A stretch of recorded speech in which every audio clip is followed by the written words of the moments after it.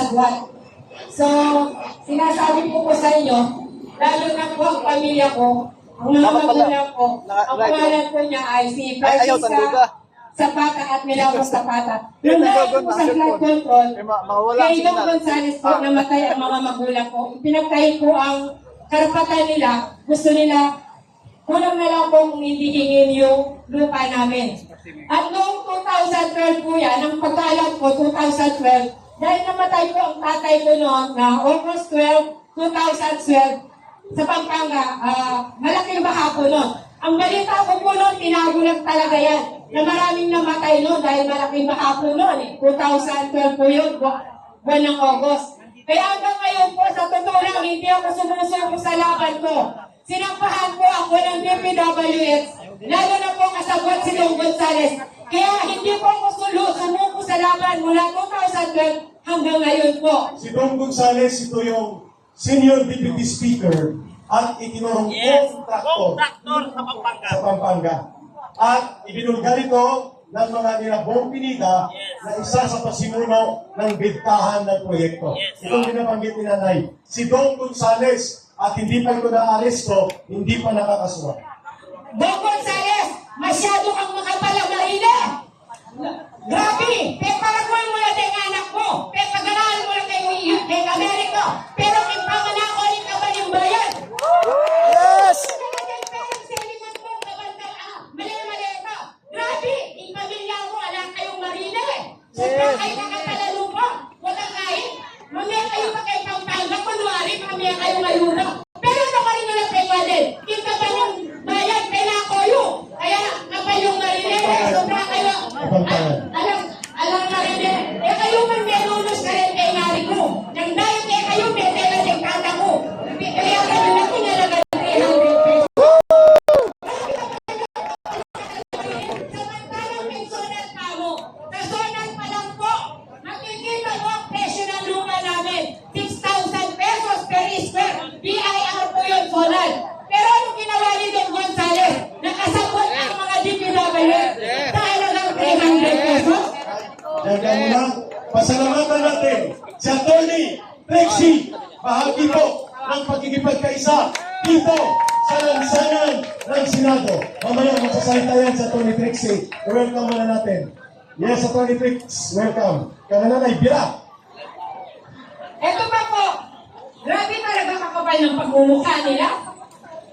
Lalo na, ito ang mga kasabwat niya. Sasabihin ko na. Lalo na, pinatawag ako ni Yusek Roberto Bernardo. May conference daw kami sa DPWH. At saka si Yusek Rafael Yabot. Ngayon, napabalitaan ko yata. Pag nag-repeat na natanggal si Dison, ang papalit daw yata si Yusek Rafael Yabot. Siya yung magiging, ewan ko tinatanong ko lang, ito yata i-appoint nila. Si Yusek Rafael Yabot daw. Oo, dito daw yata sa may DPWH sa kapalit ni Dison. Yung pala nga ang naririnig ko, ewan ko kung totoo po na siya yung makakapalit niyo. Samantalang, ito na naman yung upo nila kung si Rafael Yabot. Eh, isa rin siyang buhayan. Ano yung buhayan siya? Alam niyo dito pa siya. Ang tatlong mga buhaya ng DPWH, wala pang court order, inakswelto na ni Polipi nila. Si Joseph Bernardo, si Henry Alcantara, at si Gerardo Polencia. Nagnakaw ng halos kalahating bilyon, nagbalik lang ng 180 million, tubo pa ng 300 million, tarantado, state witness na. Ito yung binabanggit ni Nanay. Ito pa po, nasasahan ko. Anong tawag doon? Kaya ito pa po, wala tayong maasahan talaga sa ABS-CBN, GMA, at saka Sarap. Sabi mo na Taksin mo ako sa kalalasan. Hindi ako naman. Kaya palawan, namatay. Ang nagkagawan ng pro, kundi si Dong Gonzales at ang mga kasama niya, si Roberto Bernardo.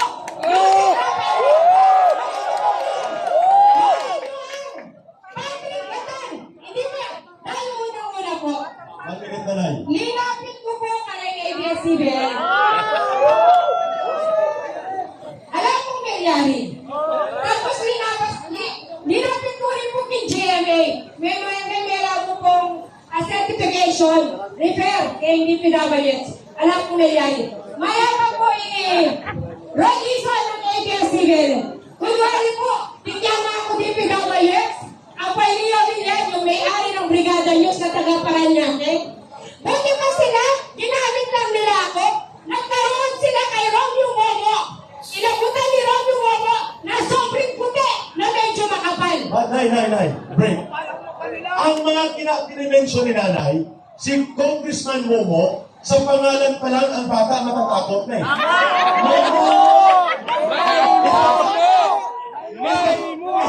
Ito ay kontraktor. Si Don Gonzales, kontraktor. Congressman na kontraktor. Kontraktor na ginamit ang Kongreso para magbenta ng sindikato ng mga proyekto. At ang isa, ano pangalan ay? Romeo Momo!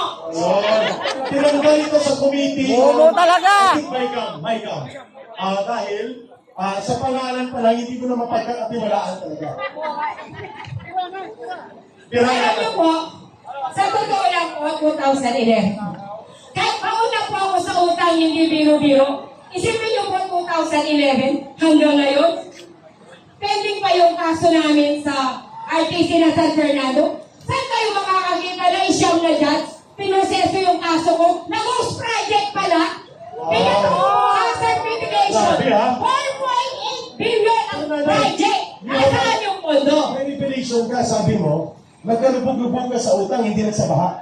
Oh, at least sa utang. Bukod na sa utang pa. Kasi ang mga Pilipino na pinapabayaan ng gobyerno, ang taong gipit sa Bombay kumakapit. Totoo po yun. Pero hindi po ako sumuko. Kahit namatay po ang mga bombulan ko sa pangaharas ng DPWH sa tagagawa ni Don Gonzales, hindi po ako sumuko. Dahil kumakapit lang po ako kay God. Sabi ko, Lord, huwag mo akong pabayaan kahit hindi po biro ang aking kalaban at igante. Sa totoo lang po, hindi biro-biro po ang dinanas ko. Kinorner po ako ng DPWH, muntik na lang po talaga ako pinatay. Kaya pinagkasalamatan ko po si Project Manager Wilfredo Liwag. Ito po, isi-share ko lang po sa'yo. Hindi naman po lahat talaga sa ahensya ng gobyerno ay masama. Ito po, si Project Manager Wilfredo Liwag ng DPWH, siya po yung nagligtas sa akin. Sabi niya po kay Assistant Director Isabelita Manalo, sabi niya, Ma'am, wala po sa usapan natin na titirahan nyo si Mrs. Montemayor. Ibalato nyo na sa akin. Sabi po ni Wilfredo Liwag, siya po yung project manager ng Liwag. Siya po yung tumulong sa akin para lumaban ng tama. You will be back again. Kasi paalala niya lahat ng taga-DPWH. Kilala ko po. At ito ang mga sindikato sa gobyerno ni Marcos. Opo. Thank you po. Maraming salamat po. Parang hindi ko ito vendors, parang kontraktor ito. Kaya nga, ipapatawag natin yan sa Blue Ribbon. Ang daming kilala na lahat ng DPWH. Kilala yung taga-DPWH. Baka gusto mo maging state witness. Kaso maninakaw ka ba? Magnakaw ka muna para maging state witness ka. Balik ka na, wala pa sa kalahati. Tapos hindi mo magnanakaw ka ng 500 million, balik ka lang 180 million, Tubo! 50 million. State witness ka ba? Tago ka talaga. Yes! mo. Anong klaseng gobyerno yan? Parang tabuhan. Di ba? Let's itutos natin ang susunod. Please, everybody. Please, take it. Yes. Ang susunod po nating tagapagsalita ay naging cool bilang yung pwesto po ngayon ng paborito ng bayan. Ang pwesto po ni Auntie Claire dati. Kaso, dati nakaupo ito, kaso napakaluma-luma na yung magsalita. Matino na spokesperson. Ito yung spokesperson ang kailangan natin. Hindi katulad ni Auntie Claire Castro. Kaya hindi siya qualify sa gobyerno ni Marcos. Yes. Kasi ang pwede sa gobyerno ni Marcos, mga palasubas na. Yes. Kasi hindi ka palasubas, Out ka. kaya siya ay nag-out. Yes. Itutos mo ng party. Yes, walang iba, walang hindi. Si Attorney Trixie Angelis Cruz. Yes! Ako ni Prince, welcome po natin.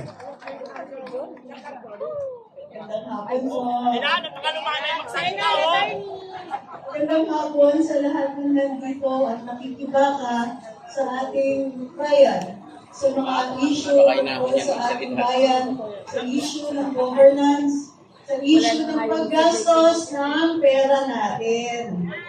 Pero bago ang lahat, batiin naman po natin ang magigiting na alagad ng batas na nandito din Yes. para siguraduhin ang peace and order. Thank you, thank you. Po sa inyo, sa mga Sa mga pulis. natin na PNP na nandito ngayong araw Yan. na ito. Maraming salamat po sa inyong service. Ay, baby. Alam namin na nandito din kayo para sa amin. Thank you, Attorney Trixie, for the courtesy extended to our uniform services lalo sa Basta PNP. Eric pala eh. Hindi pa pala ako nag-hi. Attorney Trixie.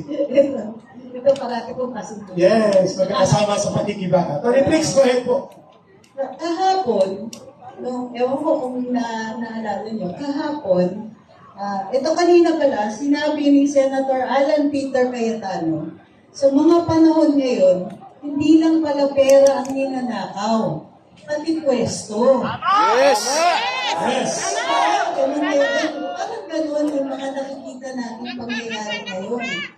Sa mga panahon ngayon, pati dangal ng ordinaryong mamamayan na nanakaw na din sa atin.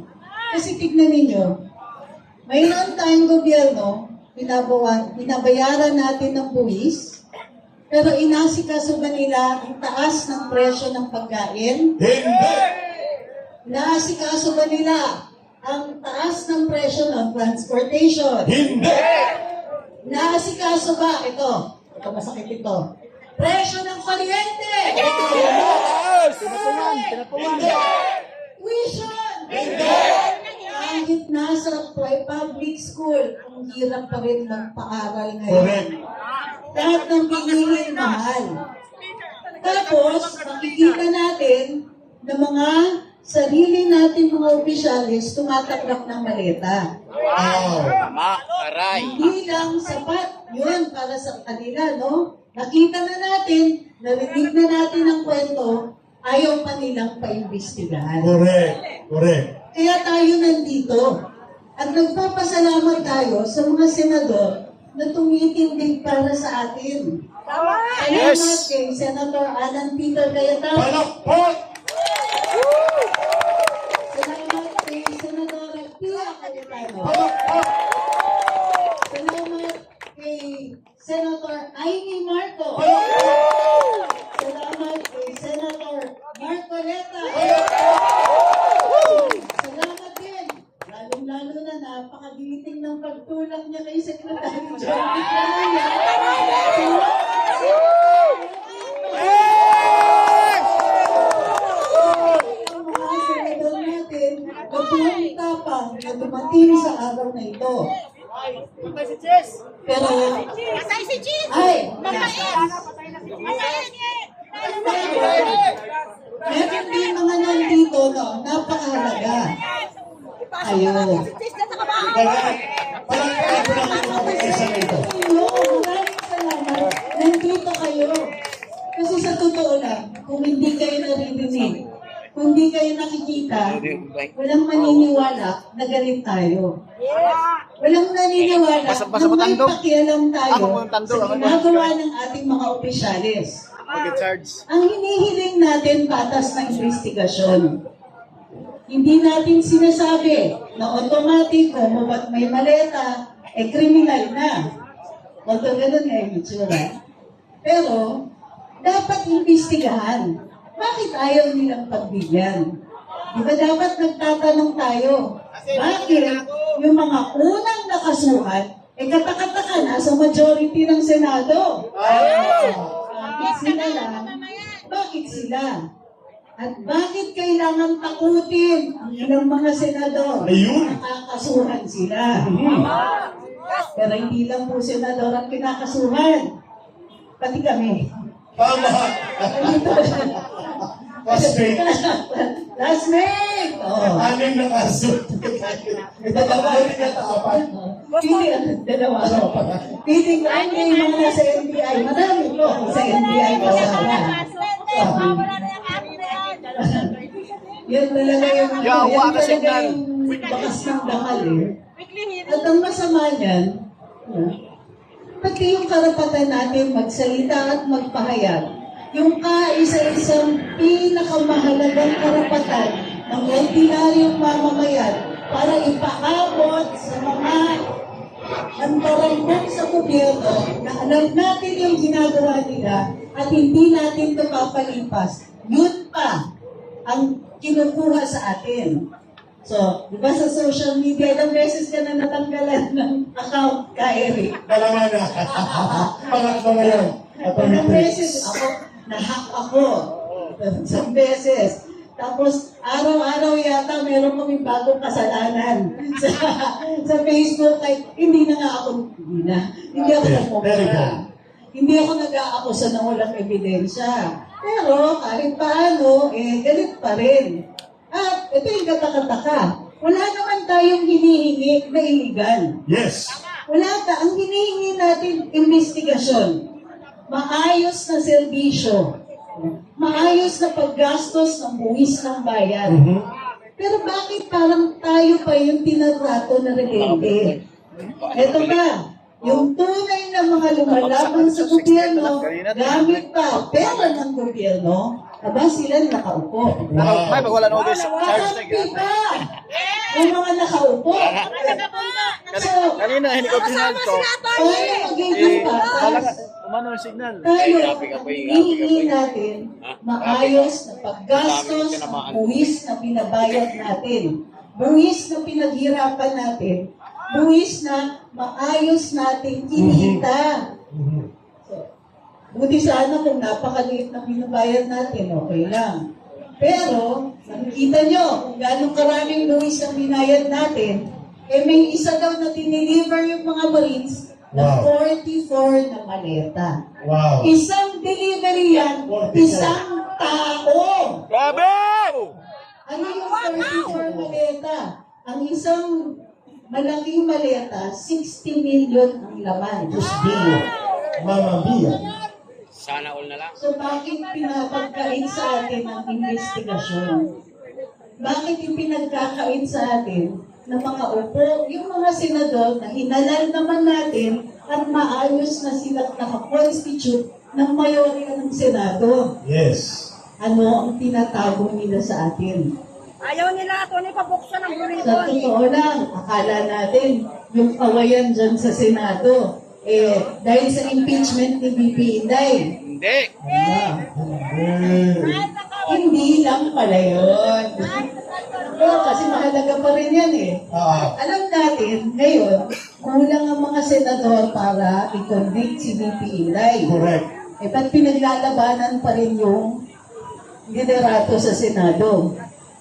Kasi nga, ayaw nila sana na sina Senator Marcoleta, si Senator Pia, at Senator Jinggoy na umupo sa Blue Ribbon Committee. Bakit kaya? At bakit ang aga? Alam niyo yung kaso ni Senator Jinggoy? Kung kailan nag-umpisa yung kaso niya? 2025. O, diba? Last year lang. Bakit ang bilis? Tingnan ninyo, may mga kaso ang ilang mga kongresista. May mga pangalan na nababanggit ng ibang mga saksi. Pero bakit sila hindi pa nakakasuhan? Yes.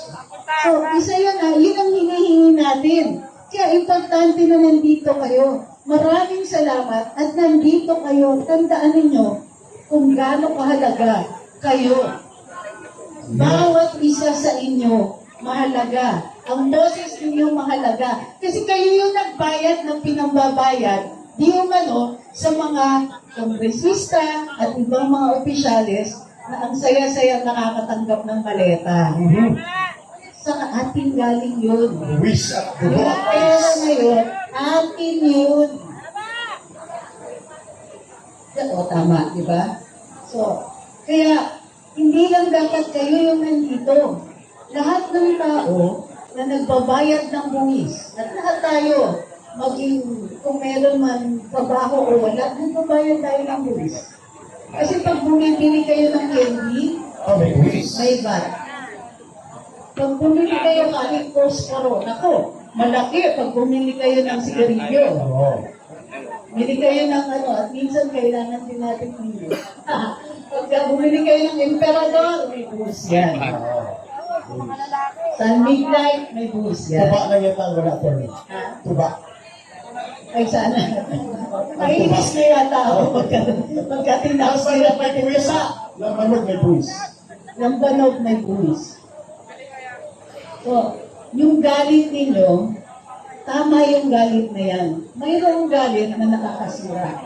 Pero mayroong din galit na nakakaayos. Yun. Mayroong galit na nakaka-rescue sa atin. Tama. Nasasalba sa atin. Yan ang galit na pinapakita ninyo ngayon. Hindi kailangan na nagsisigaw tayo para malaman nilang galit tayo. Pero importante na nagsasalita tayo, nagpapahayag, at nagpupulong at tulad ng ginagawa ng dito ngayon para alam ng ating mga namamahala sa gobyerno na hindi na tama ang ginagawa nila. Kapag mamimiyasa sila kung papabayaan nyo yan. Tama! Papabayaan ba natin yan? Hindi. Hindi pwede. Paano mga anak nyo? Paano mga apo? Yung mga batang musmus ngayon, hindi nila alam na sa ngayon, okay pa yung buhay nila. Pero bigyan nyo ng ilang pang taon, lubog sa utang ang Pilipinas. Ang mahal ng binabayad natin sa krudo. Inuna pa nila na magkumita yung mga fuel companies dito. Hinayaan nila na hirap tayong magbayad ng higit na 100 piso para sa 1 litro ng krudo. Inuna nila yung kita ng mga mayayaman na. So, ang hinihiling natin dito, hoy, umayos naman kayo dyan. Tandaan din ninyo, sa unang 2 taon ni BBM, biyahe siya ng biyahe. Alala niyo yan? Opo. Huwag niyong kakalimutan yan. Kasi nangako siya. Nangako siya na kaya siya bumabiyahe dahil kumukuha siya ng mag-i-invest dito sa Pilipinas. Ayun. Sa unang 2 taon, 0 siya doon. 0. Sa itong 2 taon, ayon sa kanila, may 12 daw na investors na nakapasok. Pero pag tinanong niyo sila, Ano? sino yung mga yun? Ay, confidential. So, ang dami nilang tinatago sa atin. Correct. Maleta, tinatago. Investors daw, tinatago. Yung tunay na binabayad natin para sa kuryente at tubig, yung iba dyan, tago. Mahal ang kuryente at tubig natin dahil ang daming nakapatong. Tayo nagbabayad ng buwis ng mga power companies. Exactly. Tandaan nyo yan. Exactly. Yung buwis na dapat pinabayad ng mga taong gumagawa ng kuryente natin, tayo ang nagbabayad. So, ang saya naman nila. So, may bayad tayo sarili nating buwis, bayad pa natin, buwis ng mga kumpanyang ang laki-laki ng kita dito sa Pilipinas. Tama. At yung buwis na yan, napupunta lang sa maleta. Maraming salamat para sa inyong pagmamahal sa bayan. Maraming salamat. Yes!